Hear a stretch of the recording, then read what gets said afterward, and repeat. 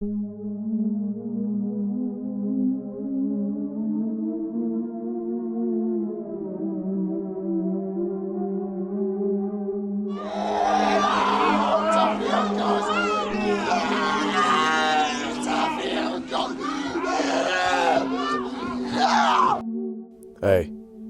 what's good?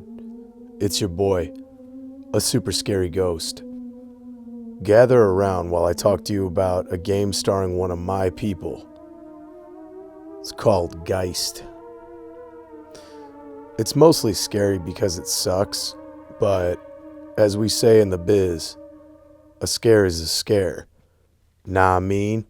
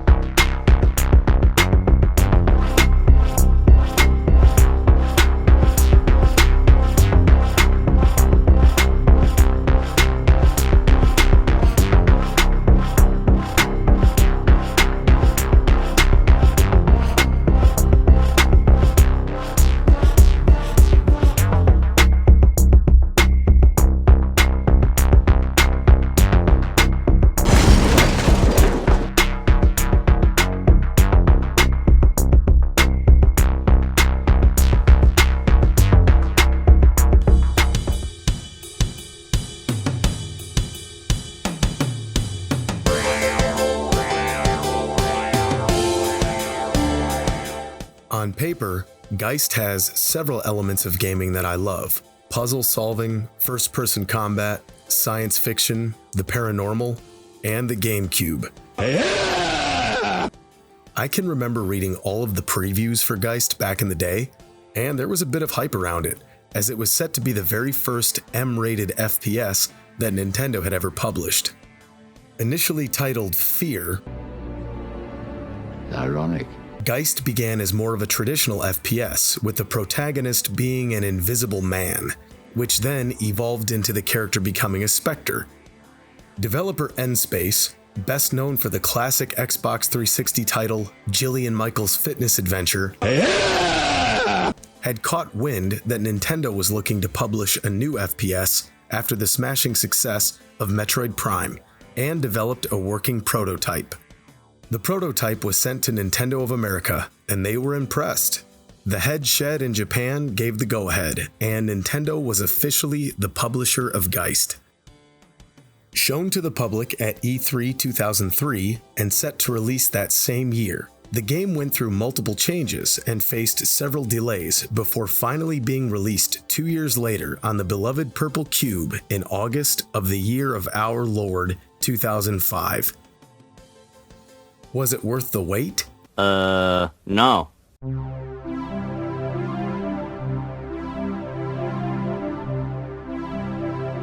Geist takes its influence from a wide spectrum of so many other games, and as a result, suffers from a major identity crisis. Let's begin. Geist sees the player assume control of John Raimi, a civilian nerd attached to a counterterrorism force, CR2, sent to rescue his best buddy, Thomas Bryson, an undercover agent in the Volks Corporation. CR2 is probing into Volks activity when, surprise, one of their ranks is possessed and everyone but Raimi and Bryson are smoked. Long story long, Raimi is captured and strapped to a big machine that separates his soul from his body, rendering him capable of floating around the astral plane as a poltergeist. Raimi eventually meets Gigi, the ghost of a little girl that pops up out of goddamn nowhere throughout the story to offer Raimi bits of advice and trickles of backstory. The overall story is pretty decent, if simple. John Raimi is about as bland as a main character gets, but his buddy Thomas has some decent characterization and, Behind the generic supervillain in a massive science lab trope is a surprisingly touching plot about the ghost girl, Gigi, and her brother, Alexander. When you eventually find out why Volks became evil, it's bad and cheesy, but the beautiful undercurrent about Volks trying to save his sister when they were kids is sweet, and the ending is quite happy. All right, happy. There was some meat on them thar bones, some potential for a much deeper, more emotionally impactful story. But no, you have to shoehorn in the generic haircut twat to have an excuse to shoot at stuff.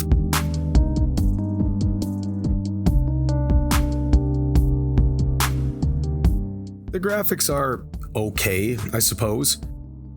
Geist looks pretty muddy and rough overall, but there are some positives.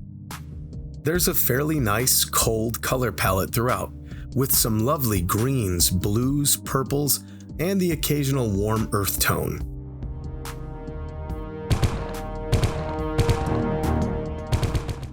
There are some decent dynamic lighting effects sprinkled in, as you'll see when firing weapons in darker rooms, and I appreciate little touches like the smoke trail slipping out of the barrel of your weapon. Additionally, N-Space worked in some corpuscular rays, and they're fairly nice. The visuals are occasionally inspired, but sadly that's where the praise ends. Character models remind me of PS1 WWF games, and most of the environments you play in are almost entirely boring, generic, and drab. I want to give it the benefit of the doubt because it's old, but this was the same year Resident Evil 4 came out, and it looked way better than Geist. Not to mention, the GameCube hosted some truly gorgeous works like Metroid Prime and F-Zero GX. All of this disappointment is amplified given that Geist was produced directly by Nintendo. But it's not just textures and lighting, that kind of stuff ages regardless. The problem with looking at this game is also the problem when it comes to playing it: the frame rate. Many GameCube games were known for having rock-solid frame rates, often locked at 60 FPS for the heavy hitters. It's why F-Zero GX and Timesplitters 2 still look good to this day. Sure, the textures have aged, but those games are so crisp and smooth, making them timeless in a sense. Playing Timesplitters 2 is like watching old Tyson footage. Geist, on the other hand, is like watching two old dudes throw hands in the driveway. No.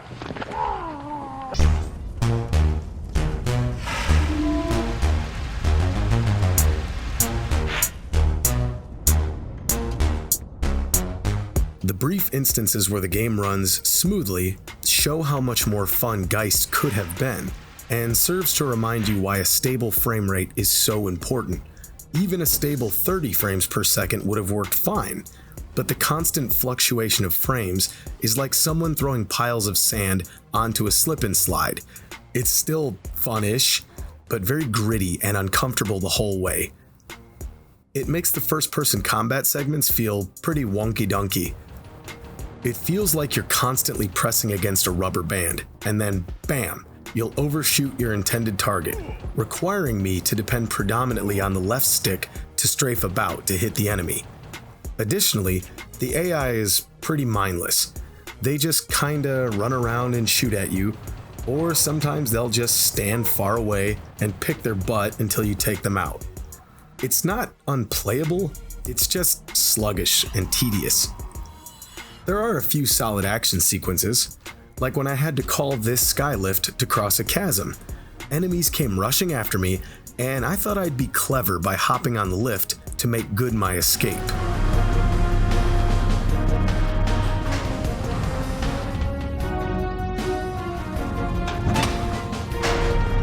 Later, nerds. Oh shit! I didn't expect them to be so deft and capable, but sadly these moments are few and far between.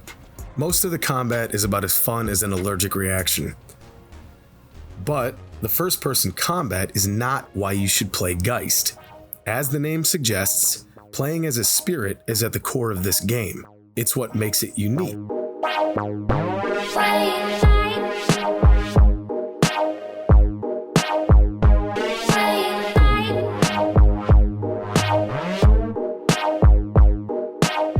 As previously mentioned, early in the game, Raimi has his soul separated from his body. This beat in the story gives way to the best gameplay aspect of Geist, the possession mechanic. Raimi floats around as a disembodied spirit for most of the game, granting him the ability to possess various objects, creatures, and people. The basic hook is that in order to progress through multiple areas, first you have to figure out a sequence of scares, ultimately leading to the possession of a key character that can get you through to the next level. Objects can be possessed after inspecting them, but creatures and humans require a bit of scaring before you can be inside of them. Deep inside me. Oh! Yeah! Human characters with a white outline can be scared. You search the environment for the objects that you can inhabit to freak them out. Once they get spooked, the outline goes yellow, meaning that they're starting to panic. One more good scare and their outline will go red, and they're now ready to be possessed. The possession animations are pretty cool, although they become really slow and annoying when you need to bound between objects and people, such as in certain combat scenarios. I really appreciated the effort N-Space went through to model various first-person perspectives, like peering through the whiskers of a mouse, or being behind the plate of a keypad. The adventure and puzzle aspect of Geist's possession mechanic were truly enjoyable, and really make the game worth playing through. Come on, boy, don't make this harder on yourself. Did he get out again? Yeah, he got a little too close to Commander Rourke. You know how Rourke is? The only downside is that the scare sequences are linear, so once you've beaten the game, you've seen it all. But at least that one playthrough is satisfying. I'll show you an example. Early in the game, Raimi needs to escape a secure room. A guard is at the door, a dog in a kennel. You possess the pup's food to alert the pooch, and when he comes to investigate, you launch his kibble everywhere to truly scare him. Now you can possess the dog and jump out of the kennel. The door guard happens to love dogs, so he lets the pup out of the room to roam, and now it can become a bit of a stealth section. If the patrolling guards catch the dog, they'll send you back to the kennel and you have to start the segment over. Okay, cool. But it goes from here if you have the ghostly gumption. Once you're out in the hallway, you can bark at a rat, which will scare the rodent. Then you can jump from the dog's body to the rat, and now you can access the small tunnels in the walls to traverse the corridors and get close to the guards. Depossess the rat, and possess explosive crates next to each guard and detonate.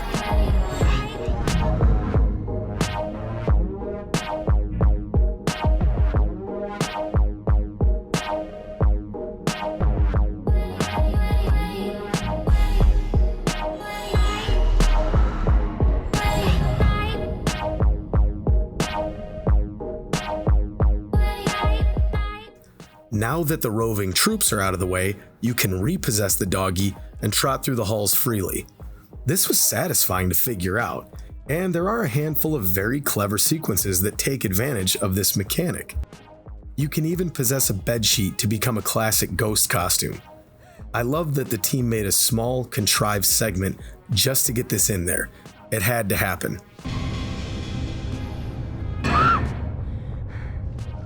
Plus, mostly because I was caked on Jameson, I spent about 5 minutes giggling at the part where you possess a bat and pester this guy. I just kept swooping in and going, "Oh, dude!" In addition to these possessed puzzles, Geist throws in some oddly traditional Resident Evil-ish puzzles, such as the big pentagram light puzzle, where Raimi needs to line up a beam of light through these crystal balls to unlock a big spooky door in an ancient library. It's not bad or anything, it's just out of place, and highlights the previously mentioned identity crisis that Geist suffers from. I feel a little hypocritical complaining about it because I crave variety in games, but it feels as though developmental time and resources were divided up and spread thinly across so many different concepts. There's a strange blend of GoldenEye, Half-Life, Metroid Prime, Resident Evil, Time Splitters, and so many more games from around this era. Evidently, according to interviews with the staff from N-Space, It was apparent to them and to Nintendo that both companies were playing from two different sheets of music. This lack of focus on one or two concepts help explain the confounding mix of so many different influences. Boss fights are a mixed bag as well, and this is where the Metroid Prime influence was felt really heavily. But these fights are the dollar store version of what Prime was doing. Do you want to play Metroid Prime and do battle with Thardus in the quarantine cave nestled deep in the snowy plains of the Phendrana Drifts? Or do you want to play Geist and fight Boss? It's just so generic. Most fights follow a similar pattern of swiping at you with claws, peeking out to shoot ectoplasmic ejaculate at you, and exposing the occasional weak point.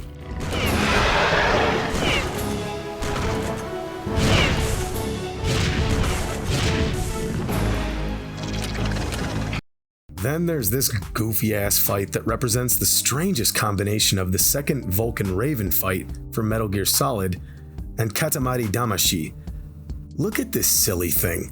I guess this is supposed to be intimidating, but the true horror of this confrontation is not the gruesome monster, but the abhorrent frame rate and the compressed audio. Listen to this rolling sound effect. It's like chewing on tinfoil.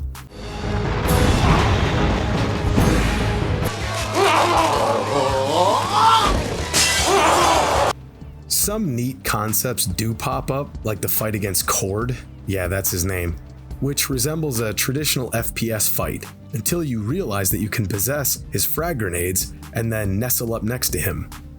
But most fights are lame.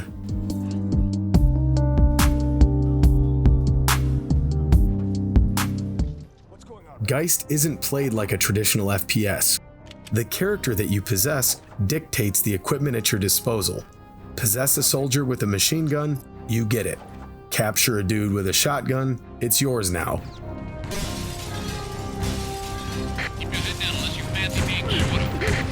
Geist is odd in this way, and as a result, the combat variety is strictly limited to whatever the game wants you to have at that moment. The arsenal includes a boring semi-automatic pistol that resembles a Beretta M92F, a submachine gun that sort of looks like an H&K, the Steyr AUG, and blah blah blah. At least the shotgun is solid and packs a decent punch. For whatever reason, you can disperse 2 loads of shot out of a single barrel, while holding the gun with one hand. Okay. Now, I'm not one of those Americans with a small arsenal obsessed with proficiency and accuracy. But I do know that firing a full-size Remington or Benelli with one hand is not only impractical, it's downright daffy. Ooh. Which allows you to see enemies more clearly.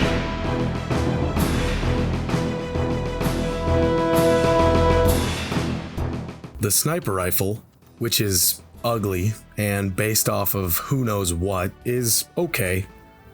I like being able to control the power of the scope with the pressure-sensitive GameCube trigger, and the IR mode is decent, but due to the slippery aiming and unsteady frame rate, being precise is a massive chore. And, like the rest of the weapons, there's very little crunch, pop, or impact. It's just like shooting a cap gun.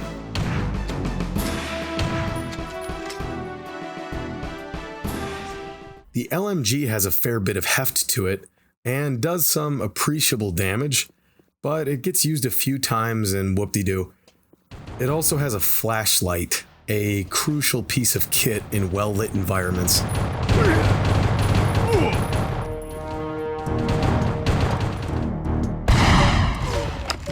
The rocket launcher is just plain hobbled.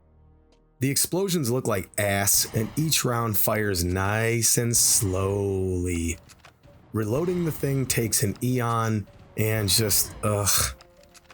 There are some random sci-fi weapons that pop up, and they're so feeble that I don't even care to discuss them, honestly. Grenades are just sort of there. You throw them, they blow up. It's kind of neat that a few prearranged destructible objects will crumble with an explosion, but this is definitely nothing like playing Fear, where grenades induce a pocket chubby.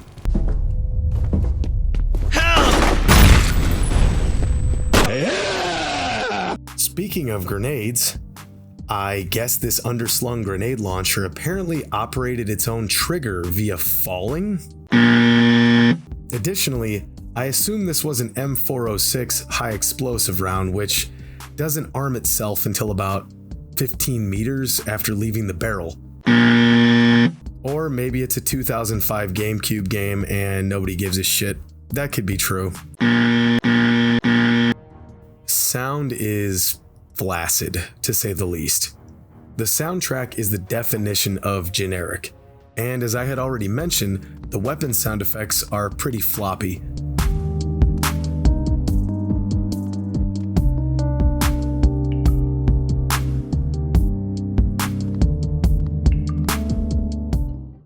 At least there's a positively adorable, mischievous jingle when you possess Juliet the Rat and scurry about.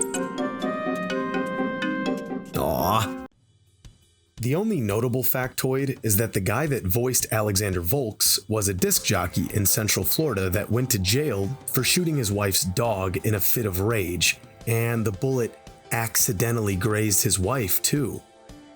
But it's okay, because he prayed with his family before being sent to prison. Praise be. Asshole.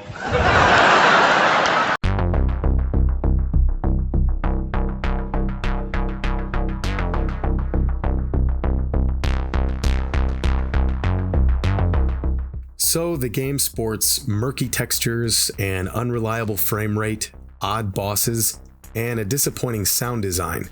But there are a couple of specific flaws that I wanted to mention quickly. There's a level late into the game where Raimi is being trained on various combat skills, like how to preserve your host during a gunfight. Story-wise, I get why this is happening. Volks recaptures Raimi and attempts to train him to be a spectral operative. Okay, fine. But as far as the pacing of the game is concerned, this is all over the goddamn place. This is a late game tutorial level. It's completely disjointed. Also, the level just sucks in general. Shooting this subgun is a horror show, and enemies hardly react to being hosed by 9mm. It's god awful. Finally, the game has this odd difficulty spike in the final chapter. The last several boss fights, which happen one after another, are so uninspired, so uncreative, and so lazy. It was clear the team was pressed for time and had to figure out a way to wrap this thing up. And this is what we got. The golem fight was kind of cool, if a little boring, but everything else was just tedious and bad.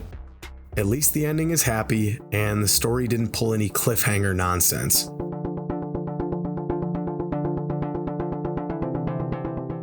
The whole M-rated thing that Geist was hyped up on back when is kind of a big nothing. However, there are some truly dark moments.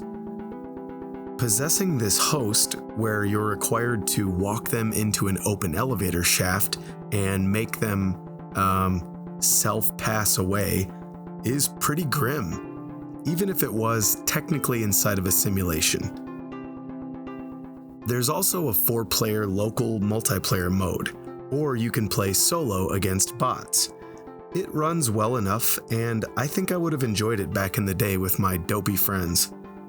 But if you own a GameCube and want a good multiplayer suite, not to mention an amazing campaign, you should really seek out Timesplitters 2 or Timesplitters Future Perfect instead. Easily two of the greatest FPS games ever, and way more value for your dollar than Geist. So, that's Geist for you. Nintendo's first ever crack at publishing a mature-rated FPS. I always wanted to try it, but at the time I was saving my money up for Resident Evil 4 instead, which I think is a smart decision. However, it's been this long-held gaming curiosity, and I'm glad I finally got to try it out. The possession mechanic is great, the story is okay, and I'm glad I finally scratched that itch. If you're interested, it's definitely worth one go-around, and it didn't annoy me half as much as Turok Evolution. But Turok Evolution cost me $7. Geist cost me $50. Do I regret playing it? Nope. Is it worth the asking price? No. Ew.